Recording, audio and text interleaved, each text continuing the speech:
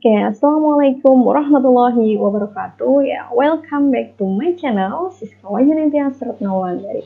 Halo, apa kabar teman-teman para pejuang ya perguruan tinggi, baik itu nanti di universitas maupun di kedinasan. Bagaimana kabarnya setelah mungkin beberapa teman di sini sudah selesai SNBT gitu ya, dan juga ada yang memang mengikuti SNBT karena akan mengikuti seleksi di PKN STAN ya, dan ini sudah dibuka mulai kemarin tanggal 15 Mei. Nah, ini akan saya share terkait dengan tutorial pendaftaran PKN STAN itu seperti apa di tahun 2024. Sebenarnya tidak jauh berbeda dengan tahun-tahun sebelumnya ya teman-teman. Oke, tapi sebelumnya bagi teman-teman yang belum klik tombol subscribe, silakan untuk klik terlebih dahulu subscribe-nya dan juga aktifkan loncengnya ya, dan juga jangan lupa untuk selalu pantau gitu ya, nanti apa saja informasi yang akan saya share gitu berkaitan dengan universitas maupun hal-hal yang lainnya. Nah, oke, kita lanjut terlebih dahulu. Nah, ini terkait dengan persyaratan SPMB PKN STAN tahun 2024. Nah, di mana di sini bisa diikuti ya lulusan tahun 2022, tahun 2023 atau calon. Nah, ini lulusan yang tahun ini 2024, semua lulusan pendidikan menengah atas harus memenuhi kriteria nilai-nilai rata-rata dan bukan pembulatan. Jadi benar-benar ini rata-rata. Kalau untuk yang lulusan 2021 dan 2022, ini nilai ijazahnya harus lebih dari 70 untuk yang jalur reguler gitu ya. Kemudian afirmasi kewilayahan 70 juga, dan untuk yang pembibitan ini lebih dari 70, jadi lebih besar daripada 75. Nah, nilai ini nanti skalanya skala 100. Berbeda halnya dengan calon lulusan yang tahun 2024. Nah, di sini nilai rapot 5 semester ya, 5 semester, rapot 5 semester bukan semester 5. Itu harus semuanya lebih dari 70 begitu. Nah, kemudian usia juga mempengaruhi ya teman-teman. Di sini usianya itu harus per tanggal 1 September 2024 ini adalah 21 tahun. Nah, 21 tahun ini adalah usia minimal. Maksimal ya, mohon maaf. Nah, kalau usia minimalnya ini adalah 14 tahun. Kemudian sehat jasmani dan rohani serta bebas dari ketergantungan narkoba. Kemudian, nah ini syarat yang kita harus ikut tes dulu UTBK dengan batas minimal tertentu. Kalau untuk TPS untuk regulernya itu harus 600. Nah, sedangkan yang afirmasi kewilayahan 400, pembibitan ini skornya 400. Kemudian untuk yang literasi Indonesia. Nah, literasi Indonesia di sini regulernya itu 550, afirmasi kewilayahan 375, pembibitan ini 375. Kemudian literasi bahasa Inggris ini 500. Kemudian untuk afirmasi kewilayahan 325. Kemudian pembibitan di sini 300 ya, 325. Nah, kemudian untuk tes penawaran matematika itu reguler itu harus 450. Kemudian afirmasi kewilayahan itu 375 dan yang pembibitan itu 375.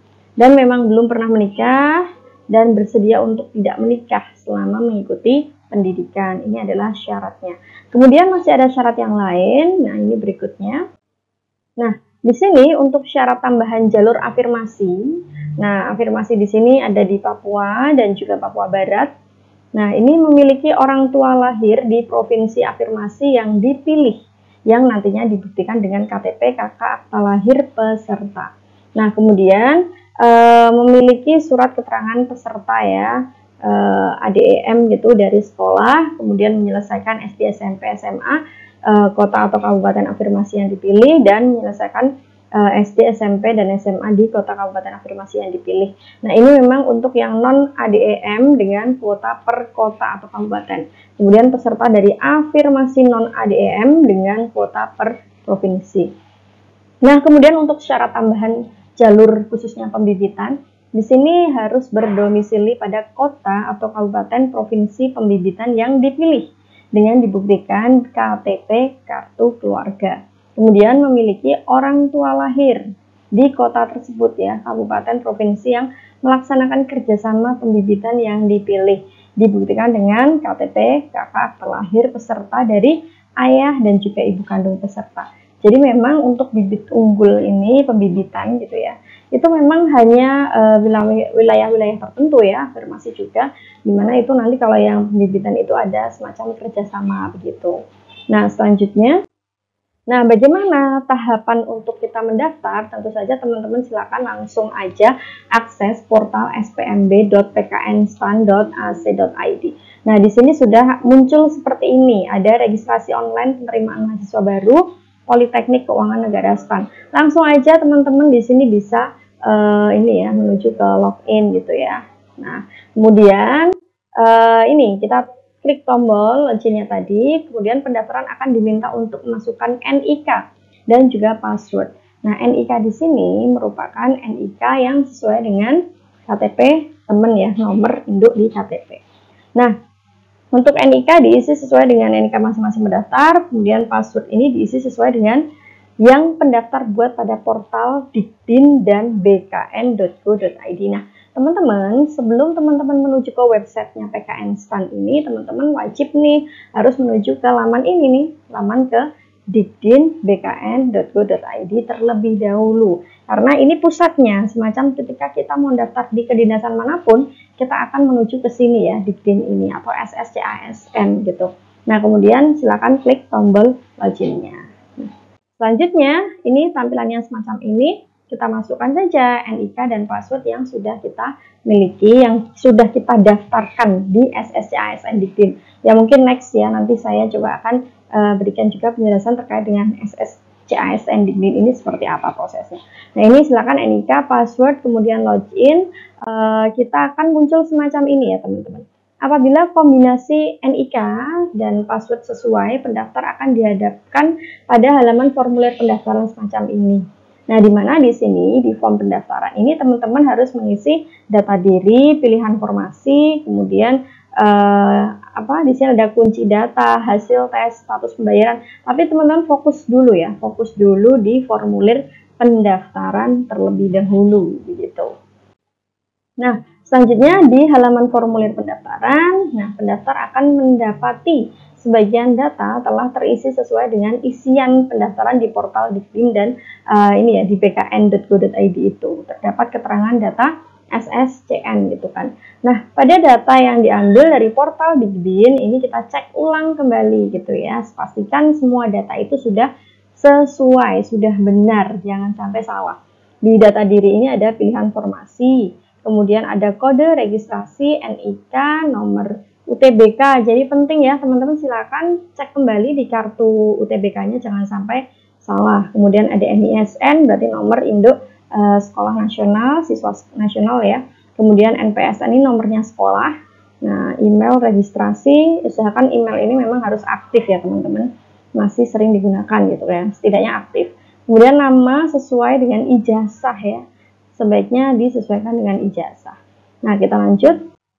Nah, pada bagian selanjutnya, pendaftar perlu mengisi pilihan sekolah di bawah pembinaan Kementerian Pendidikan, Kebudayaan, Ristek, dan Teknologi atau Kementerian Agama bagi yang lulusannya dari MAN ya. Nah, isian ini harus diisi sesuai dengan kondisi sebenarnya. Nah, di sini ditanyakan jenis kelamin, tempat lahir, tanggal lahir, umur, kemudian nama sekolah, lokasi ujian SKD-nya, kemudian rata-rata nilai, nomor ijazah, tahun lulus, jenis sekolah di bawah pembinaan siapa, apakah kita di bawahnya Kemenak atau Kementerian Agama atau kita di bawah Kemendikbud. Nah, itu disesuaikan. Kalau SMA yang bukan madrasah itu berarti di bawahnya Kemendikbud.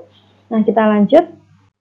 Nah, selanjutnya bagi calon lulusan tahun 2023 yang menggunakan nilai rapot, pendaftar wajib mengisi nilai sesuai dengan petunjuk pada formulir. Jadi di sini ada jalur reguler dan juga afirmasi, rata-rata nilai rapot 70. Jalur pembibitan rata-rata nilai rapot 75. Jadi di sini silakan disesuaikan dengan petunjuk ya. Jadi di sini tuh sebenarnya sudah ada petunjuknya. Ada petunjuk isian skalanya 100. Berarti bukan skala 4 ya. Kalau skala 4 itu kan nilainya semacam 1 2 3 4 gitu kan. Kalau di sini skala 100-nya berarti kayak nilai 80, 90 gitu kan. Nah, kemudian di sini juga sudah diberikan contoh ya, dengan maksimal 2 digit di belakang koma. Nah, jadi cukup ya 2 digit di belakang koma.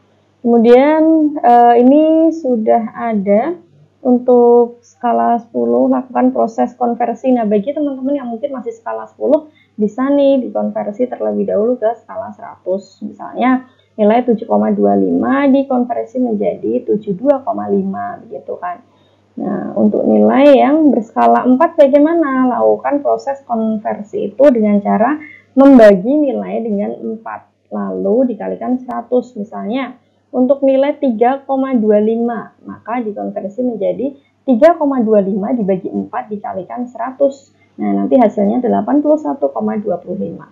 Nah, pastikan isian nilai sudah sesuai. Nah, kesalahan entry, pemalsuan nilai menjadi tanggung jawab di pendaftar. Nah, ini sudah ada jumlah semesternya berapa nih gitu kan. Nilai rapot semester 1, 2, 3, 4, 5 sampai ya sesuai dengan rapot. Nanti di rata-rata nilai rapotnya. Nah, kita lanjut. Nah, selanjutnya seluruh pendaftar ini wajib memilih lokasi seleksi lanjutan. Ingat, setelah melakukan simpan data, pastikan pilihan lokasi sudah sesuai dengan pilihan pendaftar. Apabila sudah dikunci data, dan terjadi kesalahan pendaftar, tidak dapat melakukan atau meminta perubahan lokasi seleksi lanjutannya. Jadi ini hati-hati pilihan lokasi, apakah ingin tesnya gitu ya di Manado atau mungkin di kota-kota yang memang itu dijadikan tempat lokasi untuk kita ujian atau seleksi. Nah, kemudian selanjutnya di sini seluruh pendaftar wajib memilih spesialisasi dengan urutan sesuai dengan minat masing-masing. Pendaftar juga wajib menjawab pertanyaan terkait penempatan di luar pilihan spesialisasi. Misalnya mungkin pilihan ke-1 D4 akuntansi sektor publik, kemudian pilihan kedua D4 manajemen keuangan negara, kemudian pilihan ketiga D4 manajemen aset publik gitu ya. Nah, bersedia ditempatkan di luar pilihan spesialisasinya, apakah diisi iya atau tidak. Nah, kemudian kita lanjut. Nah, selanjutnya di sini pendaftar wajib membaca dan memberi tanda centang pada pernyataan yang tersedia. Kemudian setelah memastikan seluruh data terisi, silakan klik tombol simpan. Tentu saja diisi sesuai ya. Jadi selalu cek ulang kembali gitu, jangan sampai ada data yang salah. Nah, ini diklik ya, di sini dicentang, selanjutnya klik simpan. Kemudian apabila kombinasi nomor UTBK, NISN, dan NPSN tidak sesuai, ini bagi jalur reguler dan afirmasi ya, pendaftar akan mendapatkan pesan seperti ini, nomor UTBK, NISN, atau NPSN salah. Jadi kita sudah dapat notif di sini ya, di laman saat kita mendaftar. Nah, kemudian pendaftar perlu melakukan pengecekan dan perbaikan pada data nomor UTBK, NISN, atau NPSN-nya di sini. Jadi isikan benar-benar ya, kalau nomor UTBK itu ya yang di kartu pas kemarin teman-teman ujian itu kan membawa kartu ujian UTBK. Ada barcode-nya, yaitu nomornya di situ. Kemudian NISN bisa teman-teman cek di rapot ya. Nah, kalau NPSN bisa juga di rapot sudah ada, karena NPSN ini nomor pokoknya sekolah gitu kan. Nah, setelah dilakukan perbaikan dan memastikan kebenaran isi data, silakan bisa klik tombol simpan. Nah, kemudian apabila nih misal seluruh isian ini sudah terisi dan kombinasi nomor UTBK tadi semuanya itu, poin ini dikecualikan bagi jalur pembibitan. Pendaftar akan mendapatkan pesan simpan data berhasil dan diarahkan ke langkah berikutnya untuk melakukan kunci data. Nah, nanti di sini sudah ada simpan data berhasil nih, jadi pastikan kalau kita sudah memperbaiki tapi sudah harus ada pesan seperti ini, simpan data berhasil. Kemudian ada kunci data dan di sini periksa kembali data Anda. Setelah Anda mengikuti atau mengklik tombol kunci data, maka kita tidak bisa memperbaiki. Jadi nanti langsung klik di sini jika sudah benar. Dan kita akan lanjut ke berikutnya. Ini diklik saja nantinya.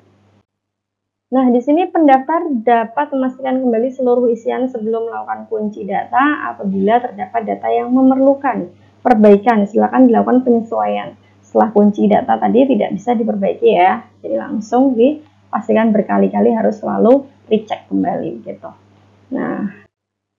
Nah, di sini apabila sudah yakin dengan seluruh isian, silakan konfirmasi dengan klik tombol kunci data. Berikut adalah pesan yang pendaftar dapatkan setelah melakukan kunci data, itu akan muncul semacam ini. Tampilannya seperti ini, kunci data. Anda sudah mengunci data. Nah, kita hanya bisa untuk berikutnya ya, next gitu kan. Nah, pendaftar dapat melihat ringkasan setelah kunci data melalui ini ya, formulir pendaftaran. Nah, ingat pada tahap ini pendaftar sudah tidak dapat lagi melakukan atau meminta perbaikan data. Nah, tab hasil tes dapat diakses dan menampilkan data seluruh tahapan seleksi yang telah diikuti oleh pendaftar. Jadi teman-teman bisa selalu mantau gitu ya. Kan ada, kalau untuk kesan kan memang kita tesnya atau seleksinya itu secara bertahap, atau namanya tahapan secara gugur gitu ya, mulai dari administrasi, tes SKD, sampai seterusnya nanti sampai pantukir. Ya sudah, cek terus di sini apakah kita bisa untuk mengikuti tes selanjutnya ataukah tidak gitu ya. Hasil tes ini selalu dipantau. Kemudian kita klik berikutnya. Nah, di tab status pembayaran dipergunakan untuk melihat nomor dan status pembayaran atas pembayaran biaya seleksi yang telah dilakukan. Nomor dan status pembayaran akan muncul setelah pendaftar dinyatakan lolos seleksi administrasi. Nah, kalau misalnya teman-teman bisa membayar gitu ya, berarti di sini nanti nomor status pembayaran itu akan muncul. Tapi syaratnya adalah ketika kita sudah dinyatakan lolos seleksi yang administrasi atau pemberkasan itu sudah memenuhi semuanya. Dan tampilannya nanti langsung akan muncul kode bayar mandiri virtual account. Nah, di sini akan disampaikan setelah peserta lolos seleksi administrasi. Nah, jadi selalu pantau juga di sini ya, teman-teman. Nah, untuk bagaimana tahapan pembayarannya gitu, mungkin next nanti juga akan saya coba buatkan tutorialnya gitu. Nah, oke, itu tadi ya teman-teman penjelasan terkait dengan bagaimana cara pendaftaran untuk PKN STAN gitu ya. Oke, semoga bermanfaat dan semoga sukses ya. Saya doakan semoga lolos sampai tahap akhir dan menjadi mahasiswa di PKN STAN. Oke, don't forget for like, comment, and subscribe. Thank you.